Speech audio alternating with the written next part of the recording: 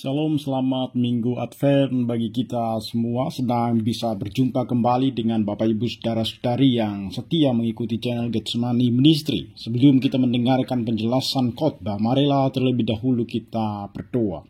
Kami bersyukur ketika Engkau mau datang ke dalam dunia ini dan menjadi manusia untuk kami orang-orang berdosa.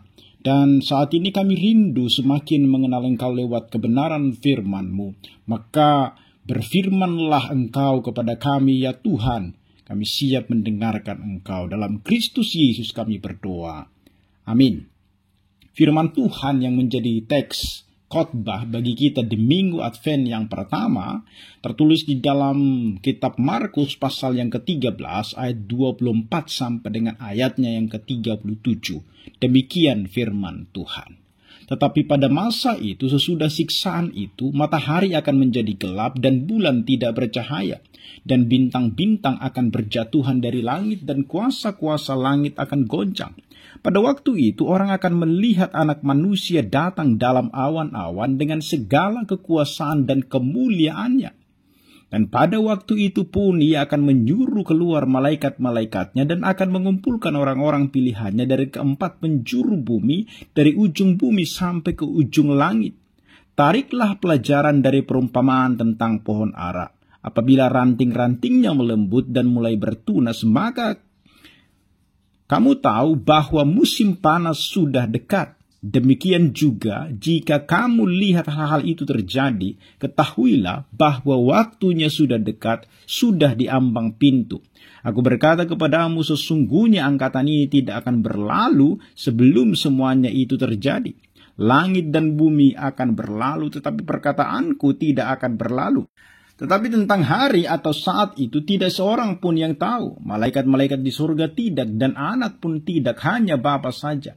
Hati-hatilah dan berjaga-jagalah, sebab kamu tidak tahu bila manakah waktunya tiba. Dan halnya sama seperti seorang yang bepergian yang meninggalkan rumahnya dan menyerahkan tanggung jawab kepada hamba-hambanya masing-masing dengan tugasnya dan memerintahkan penunggu pintu supaya berjaga-jaga. Karena itu berjaga-jagalah, sebab kamu tidak tahu bila manakah tuan rumah itu pulang. Menjelang malam atau tengah malam atau larut malam atau pagi-pagi buta, supaya kalau ia tiba-tiba datang, jangan kamu didapati sedang tidur. Apa yang kukatakan kepada kamu, kukatakan kepada semua orang, berjaga-jagalah. Demikian pembacaan firman Tuhan. Topik minggu kita di Minggu Advent yang pertama ini adalah berjaga-jaga dalam menyambut kedatangan Kristus. Kita tahu bahwa Minggu Advent sedang mengajarkan kepada kita supaya kita menyadari arti dan makna kedatangan Kristus, baik kedatangan Kristus yang pertama maupun kedatangan Kristus yang kedua. Waktu kita merayakan Advent berarti kita sedang merayakan kesungguhan dan kesiapan diri kita bahwa kita diminta serius di dalam memperhatikan peringatan atau petunjuk untuk berjaga-jaga yang disampaikan oleh Tuhan. Karena itu setiap petunjuk dari Tuhan harus diperhatikan dengan seksama bahwa Tuhan memberikan petunjuk itu supaya kita siap sedia dan berjaga-jaga. Dan di Minggu Advent yang pertama ini, kita diingatkan untuk siaga, untuk berjaga-jaga terhadap kedatangan Tuhan kembali. Kenapa kita harus bersiaga? Kenapa kita diingatkan untuk berjaga-jaga? Sebab pada saat kedatangan Tuhan itulah kita semua diminta untuk mempertanggungjawabkan hidup kita selama ini. Dan nyatalah kita akan hidup dengan Tuhan selama-lamanya atau tidak. Nah, bagaimana kita berjaga-jaga? Bagaimana kita bersikap siaga?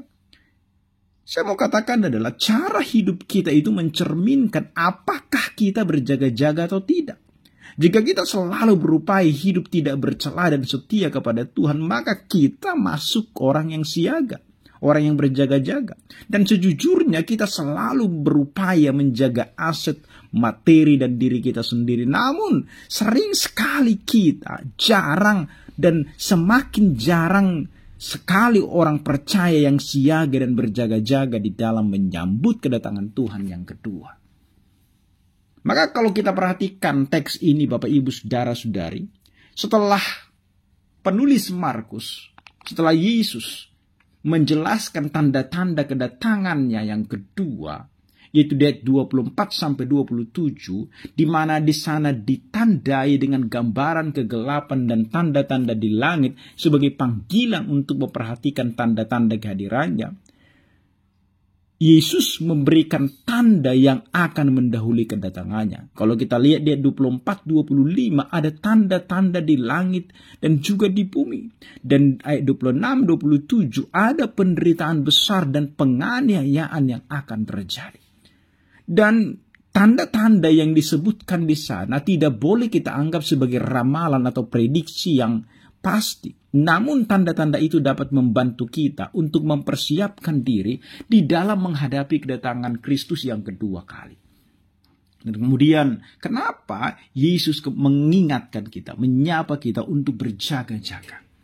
Di dalam teks ini ada dua perumpamaan yang disampaikan oleh Yesus dan kita akan belajar itu. Yang pertama adalah lewat perumpamaan pohon ara.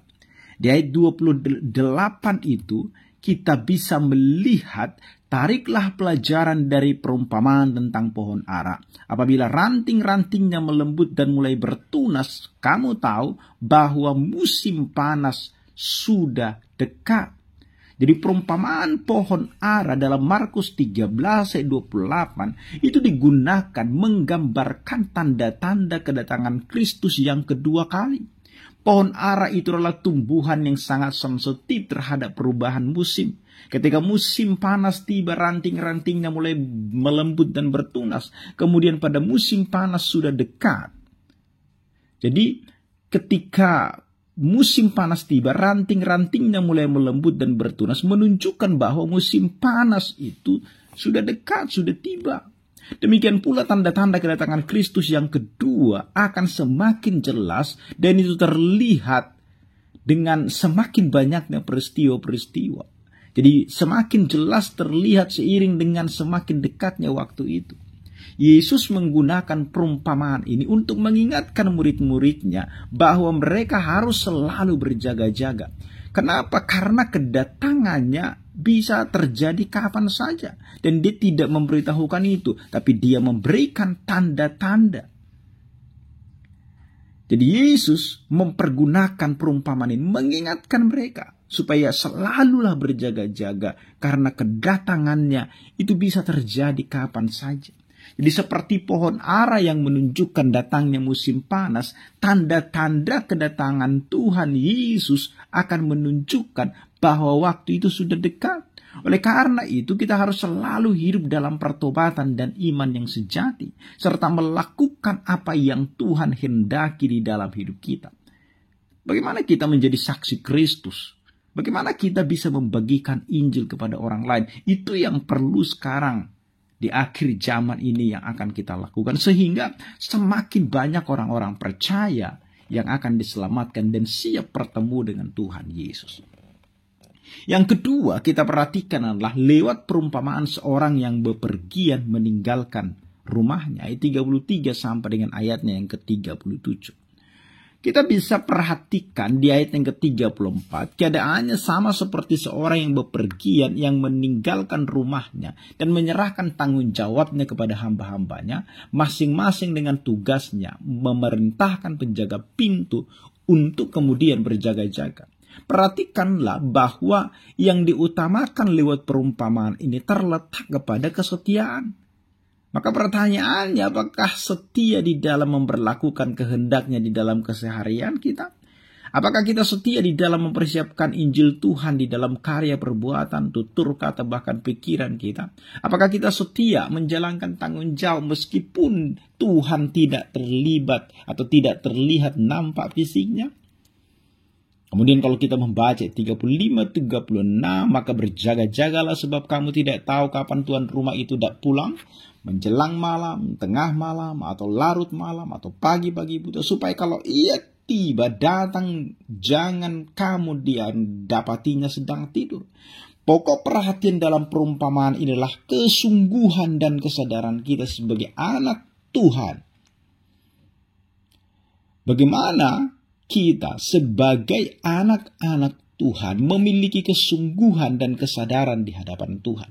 Kesungguhan kita bekerja atau belajar lebih sering nampak lebih kuat dan kentara daripada kesungguhan iman dan kasih kita kepada Tuhan. Itu sebabnya jangan sampai didapatinya kita tertidur. Saat Dia datang kembali, tidur berarti kita tidak lagi memiliki kesungguhan dan kesadaran di hadapan Tuhan. Tuhan menghendaki kita menjadi anak-anak yang sungguh-sungguh dalam iman dan sungguh-sungguh dalam kasih. Maka berjaga-jaga itu merupakan sebuah hal yang harus dilakukan oleh setiap orang percaya. Karena tak satu pun orang mengetahui kedatangan Tuhan yang kedua kali itu. Berjaga-jaga di sini bukan berarti kita berdiam diri, tetapi pada saat bekerja berjaga-jaga, kita harus melakukan segala sesuatu sesuai dengan tugas dan tanggung jawab kita. Jangan sampai ketika Tuhan datang kedua kali kita tidak siap untuk mempertanggungjawabkan tugas yang seharusnya kita lakukan. Berjaga-jaga bukan mencari tahu dengan perhitungan spekulatif kapan Yesus akan datang. Maka umat seharusnya menghargai waktu dan kesempatan yang masih Tuhan berikan hari ini bagi kita. Mari kita menghargai dan menghormati itu. Nasihat berjaga-jaga ini juga diumpamakan sebagai orang yang tadi saya sudah sebutkan meninggalkan rumahnya dan menyerahkan tanggung jawab kepada hamba-hambanya dengan tugasnya masing-masing. Jadi kita perhatikan di sini bagaimana Tuhan itu memperhatikan kita.